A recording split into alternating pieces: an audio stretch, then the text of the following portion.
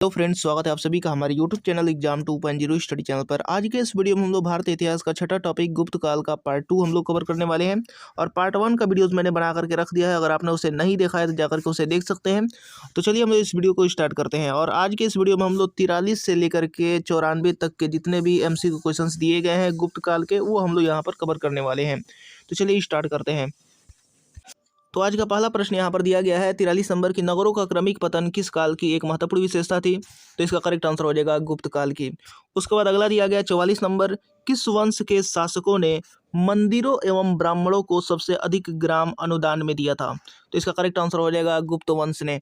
उसके बाद अगला दिया गया है, दिल्ली के मेहरौली के कुवतुल इस्लाम मस्जिद में, आपको याद रखना है, कुवतुल इस्लाम मस्जिद के प्रांगण में स्थित प्रसिद्ध लौह स्तंभ किसकी स्मृति में है? तो इसका करेक्ट आंसर हो जाएगा चंद्र।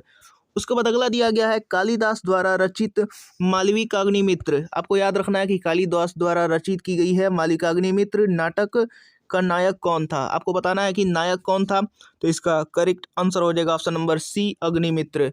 उसके बाद अगला दिया गया है 47 नंबर, समुद्रगुप्त की सैनिक उपलब्धियों का वर्णन उसके किस अभिलेख में उपलब्ध है? तो इसका करेक्ट आंसर हो जाएगा ऑप्शन नंबर डी, यहाँ पर करेक्ट हो जाएगा प्रयाग के अभिलेख में उपलब्ध है। उसके बाद अगला दिया गया है, निम्न में किस काल में स्त्रियों की पुरुषों से बराबरी थी? आपको बताना है कि किस काल में स्त्रियों की पुरुषों से बराबरी थी। तो इसका करेक्ट आंसर क्या होगा? इसका करेक्ट आंसर हो जाएगा गुप्त काल में।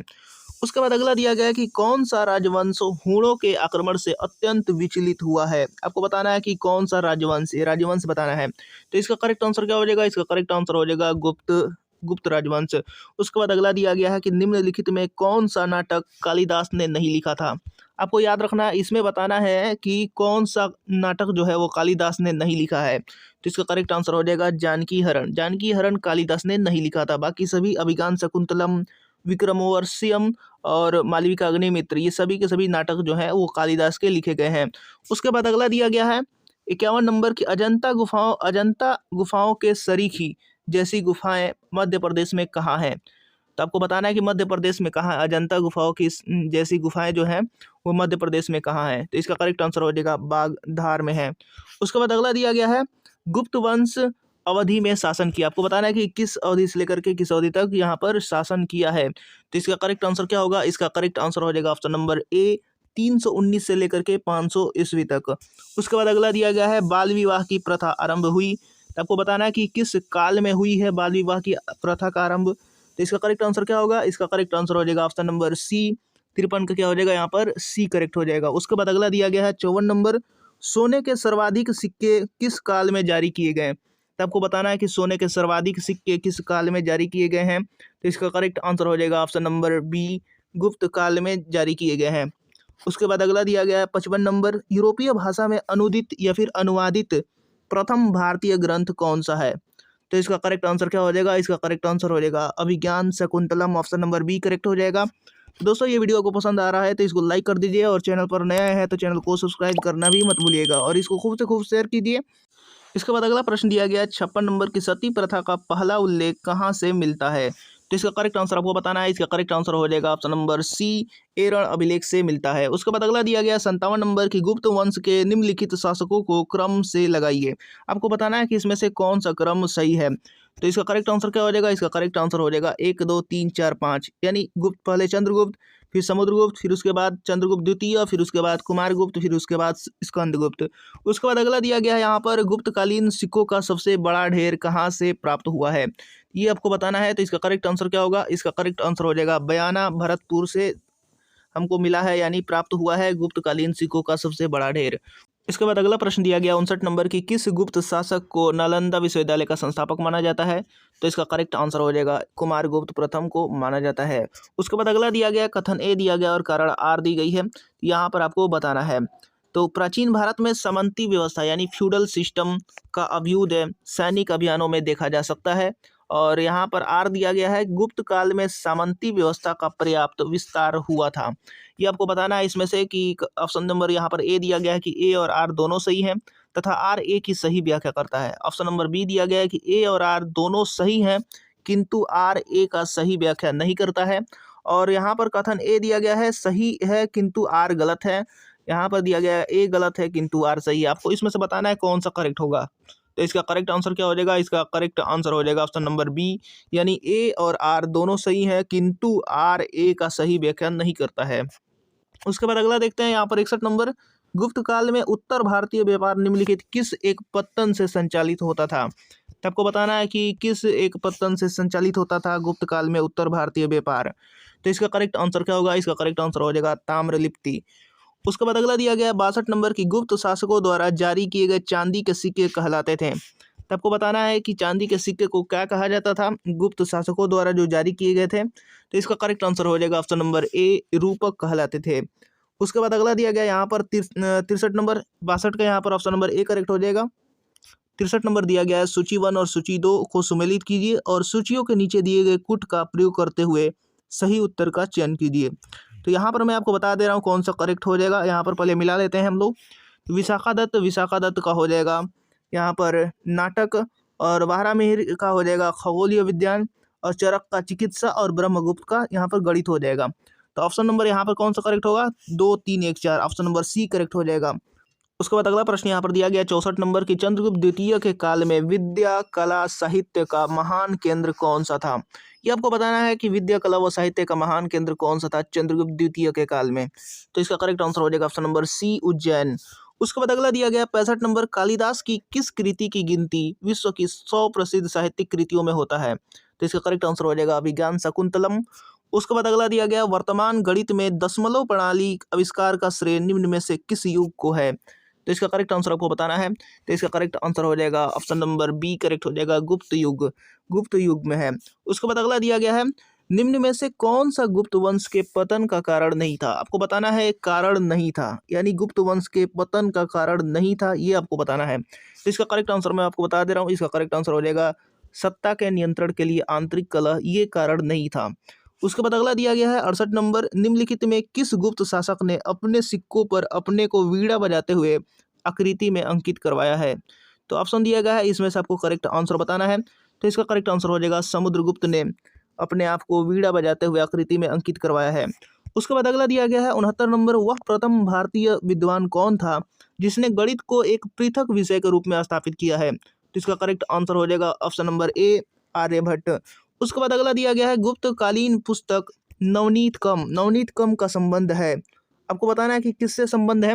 तो 70 नंबर का ये ऑप्शन सी नंबर करेक्ट हो जाएगा, ऑप्शन नंबर सी, चिकित्सा से संबंध है। उसके बाद अगला दिया गया 71 नंबर की, तांबा का सिक्का जारी करने वाला पहला गुप्त शासक कौन था? ये आपको बताना है कि तांबा का सिक्का जारी करने वाला पहला गुप्त शासक कौन था। तो इसका करेक्ट आंसर क्या हो जाएगा? इसका करेक्ट आंसर हो जाएगा ऑप्शन नंबर सी, रामगुप्त। उसके बाद अगला देखते हैं।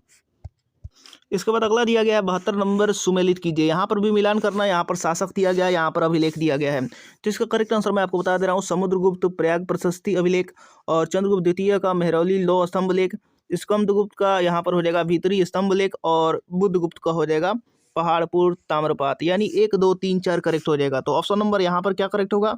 ऑप्शन नंबर ए करेक्ट हो जाएगा, 1 2 3 4। उसके बाद अगला देखते हैं, सुमेलित करें। यहाँ पर भी सुमेलित करना है, मुद्रा के प्रकार दिया गया और यहाँ पर शासक दिए गए हैं। तो यहाँ पर कुमार देवी प्रकार चंद्रगुप्त प्रथम से हो जाएगा, वीणा वादन प्रकार समुद्रगुप्त, और चक्र विक्रम प्रकार चंद्रगुप्त द्वितीय, और कार्तिकेय प्रकार यहाँ पर कुमारगुप्त प्रथम। यहाँ पर भी 1 2 3 4 करेक्ट हो जाएगा। तो इसका ऑप्शन नंबर क्या करेक्ट होगा? ऑप्शन नंबर ए करेक्ट हो जाएगा। यहाँ पर भी ऑप्शन नंबर ए करेक्ट हो जाएगा। उसके बाद अगला दिया गया है 74 नंबर, सुमेलित कीजिए में यहाँ पर शासक दी गई है और शासक दिया गया है, और यहाँ पर उपाधि दी गई है। ये आपको बताना है, चंद्रगुप्त प्रथम को महाधिराज की उपाधि मिली थी, समुद्रगुप्त को अश्वमेध पराक्रम, और चंद्रगुप्त द्वितीय को परम भागवत, और स्कंदगुप्त को सक्रोपम, ये उपाधि दी गई थी। तो इसका करेक्ट आंसर हो जाएगा 1 2 3 4। तो यहाँ पर देखते हैं ऑप्शन नंबर यहाँ पर करेक्ट हो जाएगा, ऑप्शन नंबर डी, यानी यहाँ पर 1 2 3 4 यहाँ पर करेक्ट हो जाएगा। उसके बाद अगला देखते हैं 75 नंबर, यहाँ पर भी सूची 1 को सूची 2 के साथ सुमेलित करना है। तो यहाँ पर मिलाते हैं हम लोग, शासक दिया गया है और यहाँ पर उनकी पत्नी दी गई है। चंद्रगुप्त प्रथम की कुमार देवी लिच्छवी थी, रामगुप्त की ध्रुव देवी, और समुद्रगुप्त की दत्ता देवी, और रुद्रसेन द्वितीय की प्रभावती गुप्त। तो इसका करेक्ट आंसर हो जाएगा ऑप्शन नंबर यहाँ पर करेक्ट हो जाएगा पहला, यानी ऑप्शन नंबर ए 1 2 3 4। उसके बाद अगला देखते हैं 76 नंबर, किस गुप्त शासक ने दक्षिणापथ में स्थित 12 राज्यों पर धर्म विजय की? ये आपको बताना है कि 12 राज्यों पर धर्म विजय किसने की थी, किस गुप्त शासक ने। तो इसका करेक्ट आंसर क्या होगा? इसका करेक्ट आंसर हो जाएगा ऑप्शन नंबर बी, समुद्रगुप्त ने। उसके बाद अगला दिया गया है सर्वराजोच्छेता। सर्वराजोच्छेता मतलब सभी राजाओं को उखाड़ फेंकने वाला की उपाधि किसने धारण की? तो इसका करेक्ट आंसर हो जाएगा ऑप्शन नंबर सी, समुद्रगुप्त ने। उसके बाद अगला दिया गया कि किसने अंतिम शक शासक रुद्र सिंह तृतीय को पराजित कर और उसकी हत्या कर शकों का अंतिम रूप से उन्मूलन किया? तो इसका करेक्ट आंसर हो जाएगा ऑप्शन नंबर बी होगा 78 का, यहाँ पर हो जाएगा ऑप्शन नंबर बी, चंद्रगुप्त द्वितीय। उसके बाद अगला दिया गया है 79 नंबर की सूची 1 को सूची 2 के साथ सुमेलित करना है। सूची 1 में रचनाकार दिया गया और सूची 2 में रचना दी गई है। आपको बताना है इसमें से किसकी रचना कौन सी है।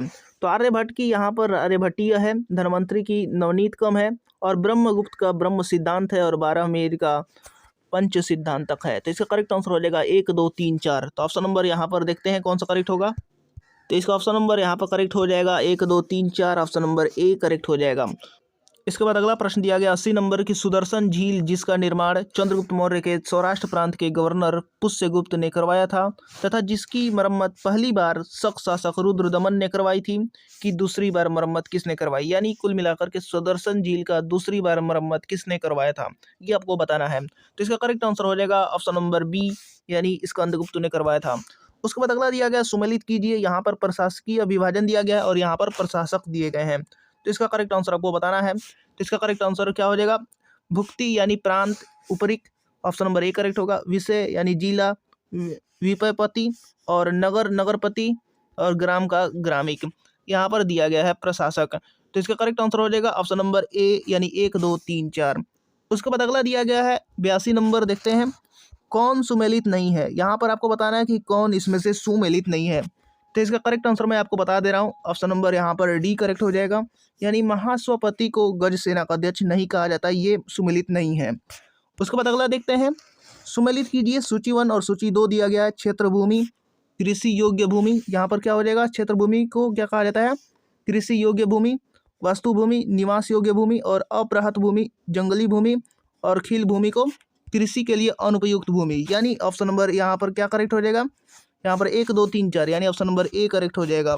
इसके बाद अगला प्रश्न दिया गया 84 नंबर, कौन सही सुमेलित नहीं है। तो इसका करेक्ट आंसर क्या हो जाएगा? इसका करेक्ट आंसर हो जाएगा ऑप्शन नंबर ए, प्रयाग, प्रशस्ति, रवि कीर्ति, ये सुमेलित नहीं है।